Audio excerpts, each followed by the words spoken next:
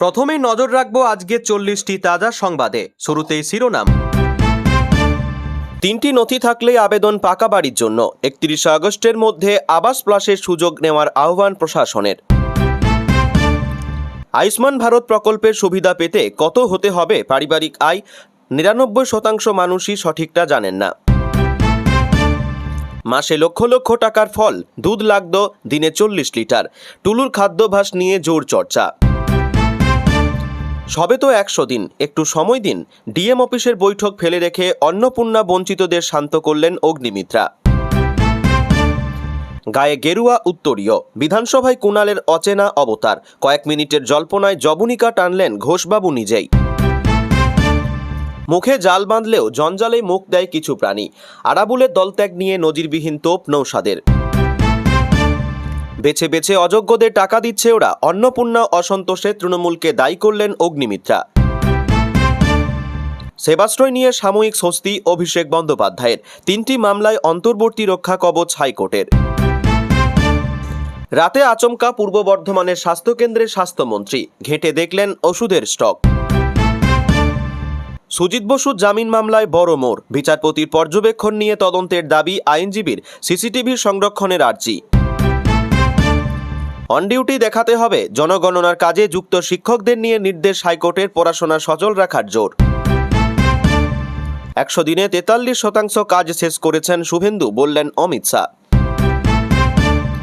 1 মাসেই নাগরিকত্ব মিলবে ডিএম অফিসে। নির্দেশিকা কেন্দ্রের খুশি উদ্বাস্তুরা। 400 শহরে বাসের হাহাকার, নগর পরিবহনে বেহাল ছবি। যাদবপুরের পরিবেশ শান্ত রাখতে রাজনৈতিক দলের উস্কানি থেকে দূরে থাকা উচিত, পড়ুয়াদের বার্তা স্বপন দাশগুপ্তর। প্লাবিত মেদিনীপুরে জল যাতনা, বিপন্ন মানুষের পাশে ত্রাণ নিয়ে ভারত সেবাশ্রম সংঘ। প্রতীক ভাঙ্গায় বামেদের নিশানা এবিভিপির। থানায় অভিযোগ যাদবপুর কর্তৃপক্ষের। বদলা নয়, ব্যবস্থার বদল। শিলিগুড়িতে শাহের উপস্থিতিতে 3 ঐতিহাসিক সিদ্ধান্তের খতিয়ান দিলেন মুখ্যমন্ত্রী। প্রাক্তন মুখ্যমন্ত্রীকে ডাকা হলেও সেনার অনুষ্ঠানে আসতেন না। শিলিগুড়ি থেকে মমতাকে নিশানা শাহের। শোকজের সন্তোষজনক জবাব নেই। তালা ঝুলল নিউ মার্কেটের 11টি হোটেলে। 24 ঘন্টার মধ্যে অন্য আশ্রয় খুঁজতে হবে আবাসিকদের।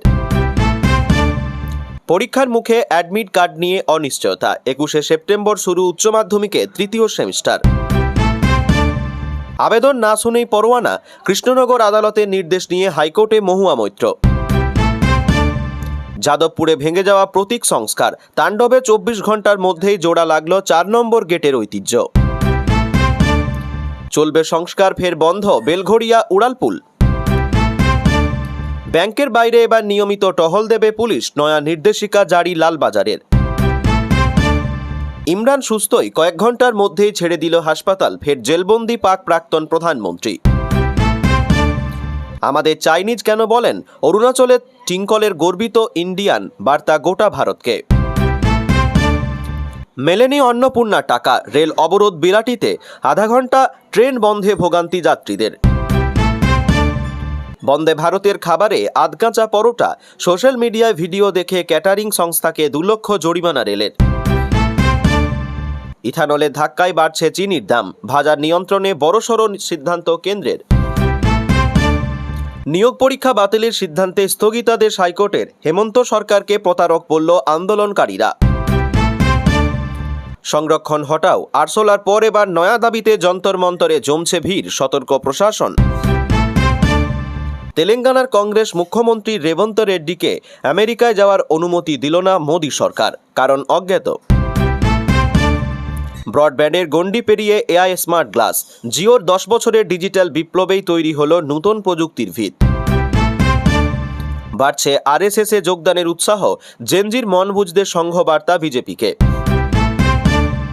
প্রিয় দর্শক, এবার আসছি বিস্তারিত খবরে। পাকা বাড়ি, নিরাপদ পরিবার, সরকারের দৃঢ় অঙ্গীকার। এই মূল ভাবনাকে সামনে রেখে রাজ্য জুড়ে পুরোদমে চলছে আবাস প্লাস 2024 সমীক্ষা। প্রান্তিক ও যোগ্য গ্রামীণ পরিবারগুলির মাথার উপর পাকা ছাদ সুনিশ্চিত করতে বিশেষ তৎপরতা দেখাচ্ছে পশ্চিমবঙ্গ সরকারের পঞ্চায়েত ও গ্রামোন্নয়ন দপ্তর। সরকারি তথ্য অনুযায়ী প্রধানমন্ত্রী আবাসন যোজনা গ্রামীণের আওতায় ইতিমধ্যেই রাজ্যে 38 লক্ষ পরিবারের নাম সফলভাবে নথিভুক্ত করা হয়েছে।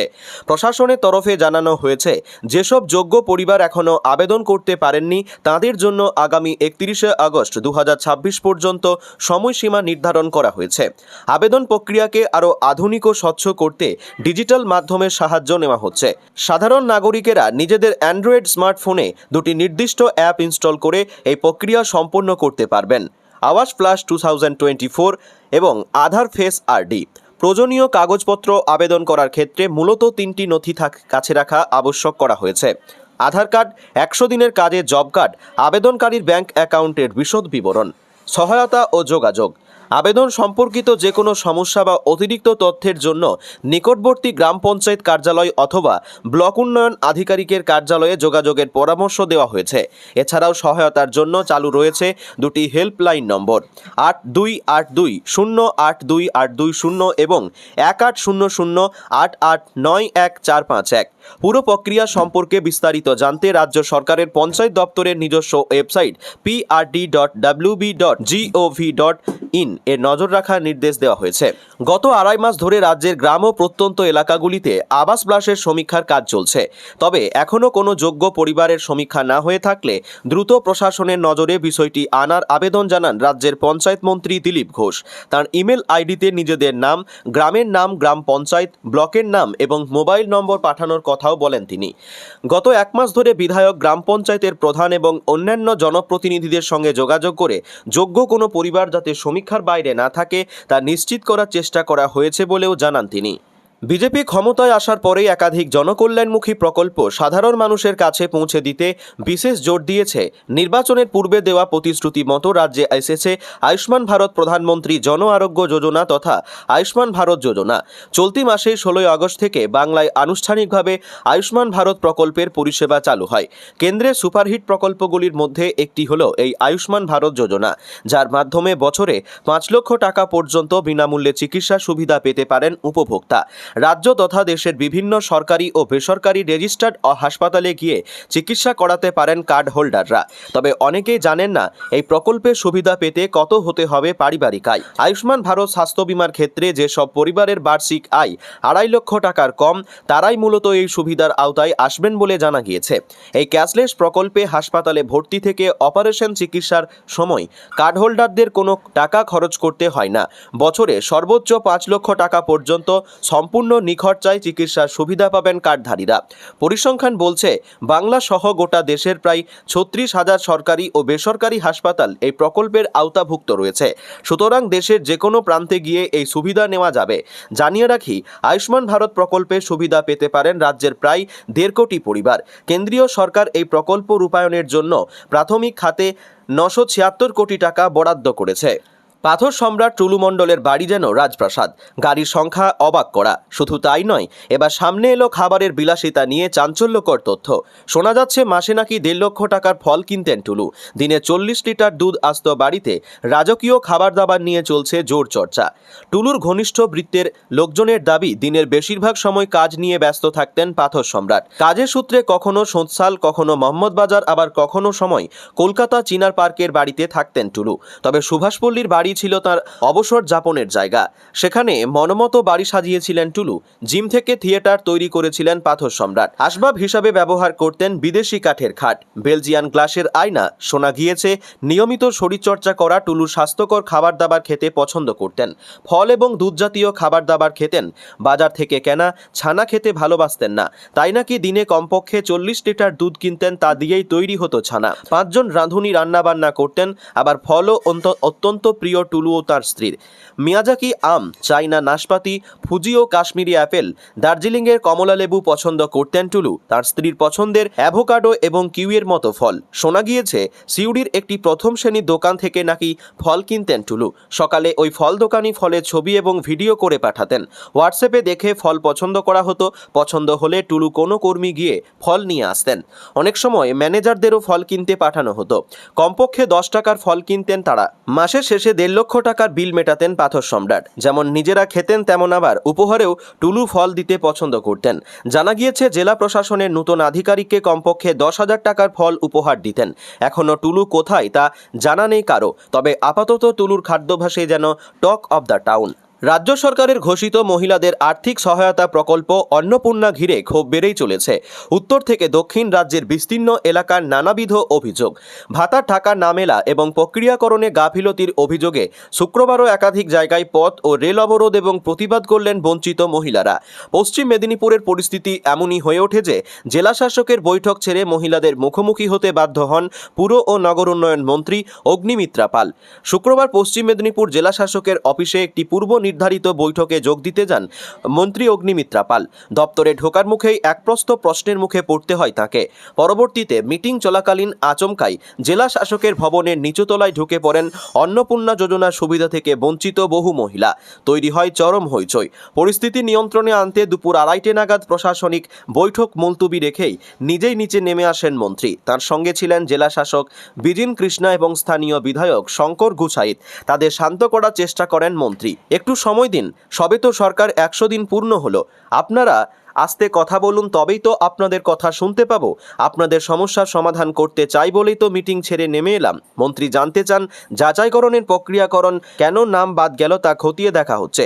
কিন্তু গত জুন বা জুলাই মাসে কেউ টাকা পেয়েছিলেন কিনা উপস্থিত মহিলারা সমস্বরে উত্তর দেন তারা একটি মাসেরও টাকা পাননি। শুধু তাই নয়, কাগজের কাজের জন্য তাদের এক দপ্তর থেকে অন্য দপ্তরে চক্কর কাটতে হচ্ছে।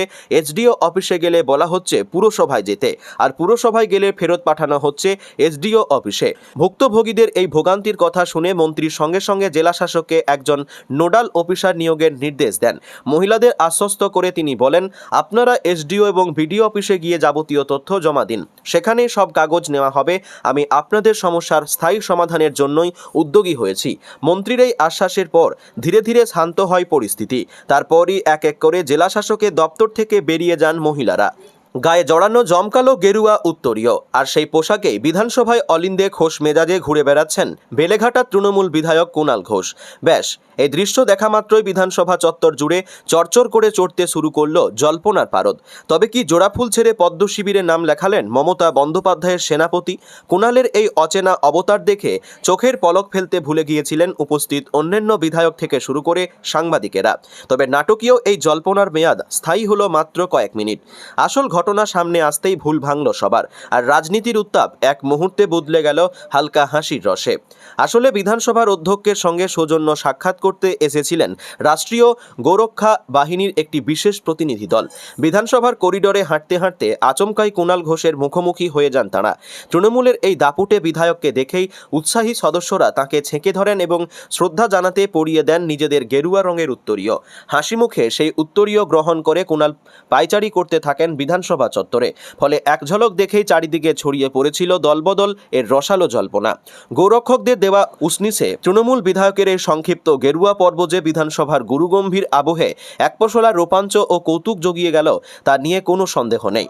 বস্তুত স্বাধীনতার 80তম বর্ষপূর্তি উপলক্ষে তৃণমূলের 2 শিবিরের কর্মসূচিতেই দেখা যায় বেলেঘাটার বিধায়ক কুণাল ঘোষকে। সকালে মমতা বন্দ্যোপাধ্যায়ের নির্দেশে তপসিয়ায় পুরনো তৃণমূল ভবনে জাতীয় পতাকা উত্তোলন করেন তিনি। সেখানে দোলা সেন, বৈষ্ণব চট্টোপাধ্যায় সহ কালীঘাটপন্থী শাখা সংগঠনের নেতাকর্মী এবং ছাত্র যুবরা উপস্থিত ছিলেন। তপসিয়ার কর্মসূচি শেষ করে কিছুক্ষণের মধ্যেই মেট্রোপলিটনের উদ্দেশ্যে রওনা দেন কুণাল। সেখানে তখন ঋতব্রত বন্দ্যোপাধ্যায়ের নেতৃত্বাধীন শিবিরে স্বাধীনতা দিবসের কর্মসূচি চলছিল। ওই অনুষ্ঠানে পৌঁছে জাতীয় পতাকা উত্তোলন এবং শহীদ বেদিতে পুষ্পার্ঘ্য নিবেদন করেন তিনি। পরে উপস্থিত নেতাকর্মীদের অনুরোধে সংক্ষিপ্ত বক্তব্য রাখেন কুণাল। তখনও কুণালকে নিয়ে কম জল্পনা হয়নি, কিন্তু কুণাল আছেন কুণালের মতোই। দলত্যাগী নেতা আরাবুল ইসলামকে নজিরবিহীন ভাষায় বিঁধলেন ভাঙড়ের আইএসএফ বিধায়ক নৌশাদ সিদ্দিকী। নাম না করে গ্রামের বিশেষ প্রাণীর মুখঠুলির রূপক টেনে তিনি যে মন্তব্য করেছেন তা নিয়ে জোর চর্চা শুরু হয়েছে। আরাবুলের দল ছাড়া নিয়ে প্রশ্ন করা হলে নৌশাদ জানান, দল ছেড়ে গিয়েছেন বলে যে তিনি নীরব থাকবেন তেমনটা নয়। আইএসএফ বিধায়কের কথায় তিনি দল ছেড়ে বেরিয়ে গিয়েছেন বলেই তার বিরুদ্ধে কথা বলবো না তা নয়, তবে আমরা গ্রামের দিকে কিছু প্রাণীকে মুখে জাল দিয়ে রাখি যাতে তারা নোংরা কিছুতে মুখ না দেয়, কিন্তু তা সত্ত্বেও সেই সব প্রাণী মাঝে মাঝেই নোংরা জঞ্জালে মুখ দেয়। আরাবুলকে অতীতে দলে নেওয়ার প্রসঙ্গ টেনে নৌশাদ বলেন, যখন তাকে নেওয়া হয়েছিল তখনই আমি বলেছিলাম তাকে শুধরাবার একটি সুযোগ দেওয়া হচ্ছে। স্বৈরাচারী দল একনায়কতন্ত্র চলছে। এই অভিযোগ তুলে নৌশাদ সিদ্দিকীর আইএসএফ ছেড়েছেন ভাঙড়ের নেতা আরাবুল ইসলাম। গতকাল সোশ্যাল মিডিয়ায় নিজেই জানিয়েছেন একথা। ২৬-এর বিধানসভা নির্বাচনের আগে তৃণমূল কংগ্রেস ছেড়ে আইএসএফে যোগ দিয়েছিলেন আরাবুল। সেই সময় তিনি জানিয়েছেন তৃণমূলের জন্য তিনি প্রাণপাত করেছেন, কিন্তু সেই দল তাকে বারবার অপমান করেছে। সেই ক্ষোভ থেকেই তার এই সিদ্ধান্ত। কিন্তু ভোটের ফলের কয়েক মাসের মধ্যেই এ যেন এক অন্য আরাবুল। এবার নৌশাদের দলের বিরুদ্ধে কার্যত একই রকম অভিযোগ তুলে পদ ছেড়েছেন তিনি। আরাবুলের বক্তব্য, আইএসএফ একনায়কতন্ত্র চালাচ্ছে। রাজনৈতিক মহল বলছে শওকত মোল্লার প্রভাবে ক্রমশ কোণঠাসা হয়ে আইএসএফকে বেছে নিয়েছিলেন আরাবুল, কিন্তু এখন তার পরবর্তী সিদ্ধান্ত কি হতে পারে তা নিয়ে প্রশ্ন রয়ে যাচ্ছে। ২০০৬ সালে ভাঙড় বিধানসভা কেন্দ্র থেকে সিপিএম প্রার্থী মোশাররফ হোসেন নস্করকে হারিয়ে তৃণমূলের বিধায়ক হয়েছিলেন আরাবুল। তখন বিধানসভায় তৃণমূলের মোট ৩০ জন বিধায়কের মধ্যে তিনি ছিলেন অন্যতম। তবে ২০১১ সালে পরিবর্তন হওয়াতে বিদ্রোহী প্রার্থী নান্নু হোসেনের কারণে ভোটে ভাঙন ধরে এবং সিপিএমের বাদল জামাদারের কাছে পরাজিত হন তিনি। এরপর সময়ের সঙ্গে সঙ্গে দলে তার গুরুত্ব কমতে থাকে এবং শেষ পর্যন্ত বহিষ্কার করা হয়। এখন প্রশ্ন, আরাবুল ইসলামের পরবর্তী রাজনৈতিক গন্তব্য কি হবে? বর্তমান তৃণমূল কংগ্রেস দুই ভাগে বিভক্ত। একে একে অধিকাংশ বিধায়ক এই সাংসদ মমতা বন্দ্যোপাধ্যায়ের হাত ছেড়েছেন। তারা নিজেদের আলাদা শিবির তৈরি করেছেন। তাহলে কি আরাবুল ঋতব্রত বন্দ্যোপাধ্যায়ের শিবিরের দিকে ঝুঁকবেন? এই প্রশ্নই এখন সকলের মনে। যদিও ঝুঁকলেও ঋতব্রত শিবির তাকে স্বাগত জানাবেন কিনা সেটাও একটা বড় প্রশ্ন। অন্নপূর্ণা যোজনার টাকা এখনও ব্যাংক অ্যাকাউন্টে ঢোকেনি বহু মহিলার। দিকে দিকে উত্তপ্ত হচ্ছে পরিস্থিতি। এবার গোটা পরিস্থিতির জন্য তৃণমূলকেই দুষলেন মন্ত্রী অগ্নিমিত্রা পাল। গতকাল পশ্চিম মেদিনীপুরে জেলা শাসকের দপ্তরে মহিলাদের বিক্ষোভের সামাল দিতে একথাই বললেন তিনি। অগ্নিমিত্রা বলেন, আমার মা বোনেদের একটু ধৈর্য ধরতে হবে। যদি ধরি ২ কোটি মহিলার যদি আবেদন করেছেন সেগুলি আপলোড করতে একটু সময় লাগবে, সেই সময়টা দিতে হবে। ষড়যন্ত্রের ইঙ্গিত দিয়ে মন্ত্রী আরও বলেন, বলতে খারাপ লাগছে, অনেক তৃণমূলের লোক ভিতরে বসে রয়েছে, অনেক গন্ডগোল পাকাচ্ছে। আমি মাননীয় মুখ্যমন্ত্রীকেও জানাচ্ছি, বলে রাখা ভালো। এর আগে বাঁকুড়ার শালতোরার বিধায়ক চন্দনা বাউরিও একই অভিযোগ তুলেছেন। তিনি দাবি করেন, কেউ কেউ ইচ্ছাকৃতভাবে যোগ্যদের অন্নপূর্ণা যোজনার সুবিধা থেকে বঞ্চিত করছেন, আর তার ফলে বিশৃঙ্খল পরিস্থিতি তৈরি হয়েছে। তবে আগামী দিনে সব ঠিক হয়ে যাবে বলেই দাবি তার। গতকাল পশ্চিম মেদিনীপুরে জেলা শাসকের দপ্তরে যান অগ্নিমিত্রা। পূর্ব নির্ধারিত বৈঠকে যোগ দেন। দপ্তরে ঢোকার মুখে অন্নপূর্ণা যোজনার টাকা না পাওয়া মহিলারা তার সামনে প্রতিবাদ করেন। আবেদন করার পরেও কেন অ্যাকাউন্টে টাকা ঢুকলো না সে প্রশ্ন করেন মহিলারা। এরপর জেলা শাসকের দপ্তরের ভিতরে ঢুকে বৈঠক করতে বসেন অগ্নিমিত্রা। দুপুরের ২:৩০ নাগাদ প্রশাসনিক বৈঠক মুলতুবি করে দেন মন্ত্রী। জেলা শাসক বিজিন কৃষ্ণা এবং বিধায়ক শঙ্কর গুছাইতের সঙ্গে মহিলাদের সামনে যান। তাদের বুঝিয়ে পরিস্থিতি সামাল দেওয়ার চেষ্টা করেন। মন্ত্রী বিক্ষোভকারীদের এনরোলমেন্ট নম্বর আধিকারিকদের জমা নিতে বলেন। অগ্নিমিত্রা পালের আশ্বাসের পর পরিস্থিতি স্বাভাবিক হয়। গতকাল পশ্চিম মেদিনীপুরে জেলা শাসকের দপ্তরে যান অগ্নিমিত্রা। পূর্ব নির্ধারিত বৈঠকে যোগ দেন। দপ্তরে ঢোকার মুখে অন্নপূর্ণা যোজনার টাকা না পাওয়ায় মহিলারা তার সামনে প্রতিবাদী হয়ে ওঠেন। সেবাশ্রয় নিয়ে স্বস্তি ডায়মন্ড হারবারের তৃণমূল কংগ্রেস সাংসদ অভিষেক বন্দ্যোপাধ্যায়ের। ৩টি মামলায় আগামী ১১ সেপ্টেম্বর বা পরবর্তী নির্দেশ পর্যন্ত তাকে অন্তর্বর্তী রক্ষা কবচ দিল কলকাতা হাইকোর্ট। বিচারপতি সৌগত ভট্টাচার্যের নির্দেশ তদন্তে সহযোগিতা করতে হবে অভিষেক বন্দ্যোপাধ্যায়কে। মাটি পাচার কেলেঙ্কারি কিংবা আমফানের ত্রাণ দুর্নীতির অভিযোগের সঙ্গেই অভিষেকের বিরুদ্ধে সেবাশ্রয় নিয়ে দুর্নীতির অভিযোগ উঠেছিল। দাবি করা হয়েছে, সেবাশ্রয় স্বাস্থ্য শিবিরের নামে আসলে সাধারণ মানুষের জীবন নিয়ে খেলা করা হচ্ছে এবং সেখানে জড়িয়ে রয়েছে বড়সড় দুর্নীতির ছক। দাবি, যোগ্য অ্যালোপ্যাথি ডাক্তার ছাড়াই হাতুড়ে এবং হোমিওপ্যাথি চিকিৎসকদের নিয়ে জোর কদমে চালানো হয় মডার্ন বা আধুনিক চিকিৎসা। এছাড়াও সমস্ত চিকিৎসাবিদ এবং আইনকে বুড়ো আঙুল দেখিয়ে ওই ক্যাম্পে বিপজ্জনকভাবে ব্যবহার করা হচ্ছে আধুনিক মেডিকেল সরঞ্জাম। সঙ্গে রয়েছে চিকিৎসায় চরম গাফিলতির পাশাপাশি বাইরে থেকে জোর করে লোক ধরে এনে ক্যাম্পে ভিড় বাড়িয়ে প্রচারের আলো টানার চেষ্টার অভিযোগকারী দাবি, অভিষেক বন্দ্যোপাধ্যায় ও তাঁর সহযোগীরা গভীর অপরাধমূলক ষড়যন্ত্রে লিপ্ত হয়ে বিভিন্ন সময়ে অনুমতি ছাড়া এই স্বাস্থ্য শিবিরগুলি চালিয়েছেন। সেখানে জালিয়াতি ও প্রতারণার আশ্রয় নিয়ে সাধারণ মানুষকে অবৈধ উপায়ে চিকিৎসা পরিষেবা দেওয়া হতো। অনুমোদনহীন ওষুধ এবং রোগ নির্ণয়ে নানাবিধ যন্ত্রপাতি ব্যবহারের ফলে জনস্বাস্থ্য এবং সাধারণ মানুষের নিরাপত্তায় চরম ঝুঁকির মুখে পড়েছিল বলে উল্লেখ করা হয়। সেই সংক্রান্ত 3টি মামলাতে সাময়িক স্বস্তি মিলল অভিষেক বন্দ্যোপাধ্যায়ের। এদিকে সেবাশ্রয় শিবিরের বিতর্ক মেটার আগে 2022 সালে বহুল চর্চিত ডায়মন্ড হারবার কোভিড মডেল নিয়ে নতুন করে অস্বস্তিতে পড়েছেন অভিষেক। করোনাকালের সেই টেস্টিং ড্রাইভের নিয়ম কানুন ও স্বচ্ছতা নিয়ে উঠে আসা অভিযোগের ভিত্তিতে রাজ্য মেডিকেল কাউন্সিলকে তদন্তের নির্দেশ দিয়েছে জাতীয় মেডিকেল কমিশন। বিজেপি নেতা অভিজিৎ দাসের দায়ের করা অভিযোগের সূত্র ধরে শুরু হয়েছে দিল্লির এই কড়া পদক্ষেপ। দাবি করা হয়েছে 2022 সালে জানুয়ারি মাসে আয়োজিত মেগা কোভিড-19 টেস্টিং ড্রাইভে সরকারি সম্পত্তি ও অর্থ ব্যবহারের ক্ষেত্রে নির্দিষ্ট নিয়ম মানা হয়নি। অভিযোগপত্রে সরাসরি অভিষেক বন্দ্যোপাধ্যায়কে প্রধান অভিযুক্ত করার পাশাপাশি দক্ষিণ 24 পরগনা তৎকালীন জেলাশাসক এবং ডায়মন্ড হারবার পুলিশ জেলা তৎকালীন সুপারিনটেন্ডেন্ট সহ মোট 26 জন পদস্থ কর্মকর্তার ভূমিকা খতিয়ে দেখার জন্য আবেদন জানানো হয়েছে। নতুন সরকার ক্ষমতায় আসার পর যেসব প্রতিশ্রুতি পূরণে একাধিক পদক্ষেপ নেওয়া হয়েছে তার মধ্যে অন্যতম বাংলা স্বাস্থ্য ব্যবস্থার হাল ফেরানো। প্রাথমিক স্বাস্থ্যকেন্দ্র হোক বা সরকারি হাসপাতাল, রোগীরা ঠিকমতো পরিষেবা পাচ্ছেন কি না প্রথম দিন থেকে তার নজরে রেখেছেন রাজ্যের স্বাস্থ্যমন্ত্রী ডক্টর শারদত্ত মুখোপাধ্যায়। দায়িত্ব পাওয়ার পর থেকে প্রায় দিনই সরকারি হাসপাতালে হাল হকিকত খতিয়ে দেখতে পৌঁছে গিয়েছেন হাসপাতালে। পূর্ব বর্ধমানের বরশুল ব্লক প্রাথমিক স্বাস্থ্যকেন্দ্রে হঠাৎ হাজির স্বাস্থ্যমন্ত্রী। আচমকা তাঁকে ওয়ার্ডে ঢুকতে দেখে অবাক ডাক্তার নার্সরা। জেলা স্বাস্থ্য দপ্তর বা পুলিশ কারোর কাছে কোনো খবর ছিল না মন্ত্রীর আসার বিষয়ে। রাতে স্বাস্থ্যকেন্দ্রে ঢুকে বিভিন্ন বিভাগ ঘুরে দেখেন স্বাস্থ্যমন্ত্রী। চিকিৎসক, নার্স, স্বাস্থ্যকর্মী, রোগী ও তাদের পরিজনদের সঙ্গে কথা বলেন তিনি। এক নার্সের পিঠ চাপড়ে প্রশংসা করতেও দেখা যায় স্বাস্থ্যমন্ত্রীকে। পরে মন্ত্রী বলেন, এখানে চিকিৎসা পরিষেবা ও নার্সিং ব্যবস্থা ভালো, তবে পরিষ্কার পরিচ্ছন্নতার দিকে নজর দিতে হবে। সাফাইটা ঠিকমতো হচ্ছে না, সেটা ঠিক করতে হবে। এদিন রাত 9টা নাগাদ স্বাস্থ্যকেন্দ্রে আসেন স্বাস্থ্যমন্ত্রী। জরুরি বিভাগ, ইনডোর বিভাগ ঘুরে দেখেন। ফ্রিজার খুলে ওষুধ, ভ্যাকসিন খুঁটিয়ে পরীক্ষা করেন। অন্যত্র থাকা ওষুধের প্যাকেট খুঁটিয়ে দেখেন ডেট এক্সপায়ার হয়েছে কিনা বা কোনো ত্রুটি আছে কিনা। হাসপাতালে বিভিন্ন রেজিস্টার নথিও খতিয়ে দেখেন মন্ত্রী। তবে স্বাস্থ্যমন্ত্রীর বডি ল্যাঙ্গুয়েজ দেখে মনে হয়েছে এখানকার ব্যবস্থা দেখে খুশি। রোগীর আত্মীয়দের সঙ্গে হাত মেলানো এবং তাদের পিঠে হাত দিয়ে হাসি মুখে কথা বলেন মন্ত্রী। একসময় এখানে চিকিৎসক কোয়ার্টারে অনেকবার কাটিয়ে গিয়েছেন বলেও মন্ত্রী জানান। তৃণমূল নেতা সুজিত বসু জামিনের মামলাকে কেন্দ্র করে কলকাতা হাইকোর্টে এক নজিরবিহীন নাটকীয় মোড়। বিচারপতির চেম্বারে অনধিকার প্রবেশ ও নথি দেখার চেষ্টার অভিযোগে যখন শোরগোল তুঙ্গে, ঠিক তখনই ঘটনার নতুন মাত্রা যোগ করলেন মামলার অ্যাডভোকেট অন রেকর্ড মৌসুমী ভাওয়াল। বিচারপতি শুভ্রা ঘোষের করা পর্যবেক্ষণের প্রেক্ষিতে নিজেকে নির্দোষ প্রমাণ করতে কলকাতা হাইকোর্টের প্রধান বিচারপতি সচিবের কাছে লিখিত আবেদন জানিয়ে পূর্ণাঙ্গ তদন্তের দাবি জানালেন তিনি। বুধবার সুজিত বসু জামিন মামলাটি থেকে নিজেকে সরাবার কথা ঘোষণা করেন হাইকোর্টের বিচারপতি শুভ্রা ঘোষ। আদেশে তিনি অত্যন্ত কঠোর মন্তব্য করে জানান, 17ই আগস্ট রায় সংরক্ষিত হওয়ার পরদিন অর্থাৎ 18ই আগস্ট তার অনুপস্থিতিতে সুজিত বসুর পক্ষে এক আইনজীবী বিচারপতির ব্যক্তিগত সচিবের সঙ্গে যোগসাজশ করে চেম্বারে ঢোকেন এবং মামলার নথি বের করে দেখার চেষ্টা করেন। এই ঘটনায় পরোক্ষ উদ্দেশ্যের গন্ধ পাচ্ছেন জানিয়ে আদালতের নিরপেক্ষতা রক্ষার্থে মামলাটি ছেড়ে দেন তিনি এবং বিষয়টি ভারপ্রাপ্ত প্রধান বিচারপতির নজরে আনার কথা বলেন।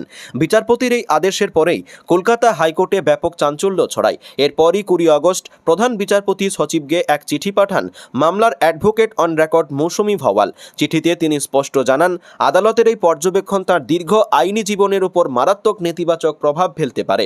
আইনজীবী মৌসুমী ভাওয়ালের দাবি, 18ই আগস্ট তিনি নিজ উদ্যোগে বা অন্যায্য উদ্দেশ্যে বিচারপতির চেম্বারে যাননি। 15 নম্বর কোর্ট রুমের কোর্ট অফিসার শিখা মুখোপাধ্যায়ের নির্দেশে তিনি কিছু আইনি নজির বা জাজমেন্টের প্রতিলিপি জমা দিতে সেখানে গিয়েছিলেন।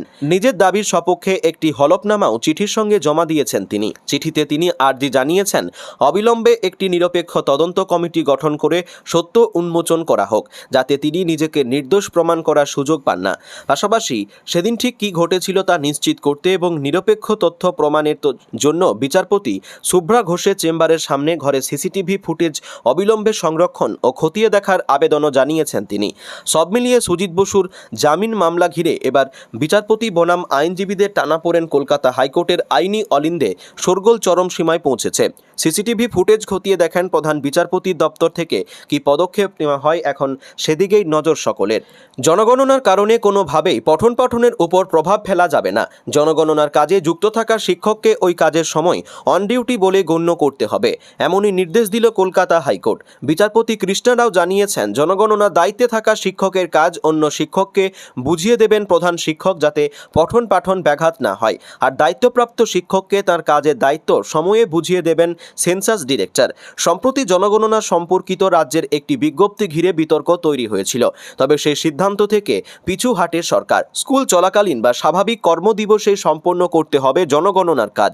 সরকারি স্কুলের শিক্ষকদের ছুটির দিনে অর্থাৎ শনি ও রবিবার জনগণনা ডিউটি দেওয়ার পুরনো সিদ্ধান্ত থেকে পিছিয়ে এসেছে রাজ্য। কলকাতা হাইকোর্টে ইতিমধ্যে তারা জানিয়েছে, শিক্ষকদের সপ্তাহান্তে জনগণনার কাজে পাঠানোর যে বিজ্ঞপ্তি দেওয়া হয়েছিল তা প্রত্যাহার করে নেওয়া হচ্ছে। মূলত সরকারি শিক্ষকদের সপ্তাহের কাজের পাশাপাশি সপ্তাহান্তে বা ছুটির দিনগুলিতে সেন্সাসের কাজে যুক্ত করার সিদ্ধান্ত নিয়েছিল রাজ্য সরকার। সেই সিদ্ধান্তকে চ্যালেঞ্জ জানিয়ে মামলা গড়ায় কলকাতা হাইকোর্টে। মামলার শুনানিতে রাজ্য ও কেন্দ্রের অবস্থানের মধ্যে চরম সমন্বয়ের অভাব দেখে অসন্তোষ প্রকাশ করে আদালত। রাজ্যে যুক্তি ছিল, পঠন পাঠন ও স্কুলের নিয়মিত কাজকর্ম ব্যাহত না করতেই সপ্তাহান্তের শিক্ষকদের নিয়ে জনগণনার কাজ করানো যুক্তিসঙ্গত। কিন্তু উল্টো সুর শোনা যায় কেন্দ্রের গলায়। কেন্দ্রের তরফে স্পষ্ট জানানো হয়, সেন্সাসের কাজের জন্য শিক্ষকদের স্কুল চলাকালীন সপ্তাহের সাধারণ কর্মদিবসেই ব্যবহার করা উচিত।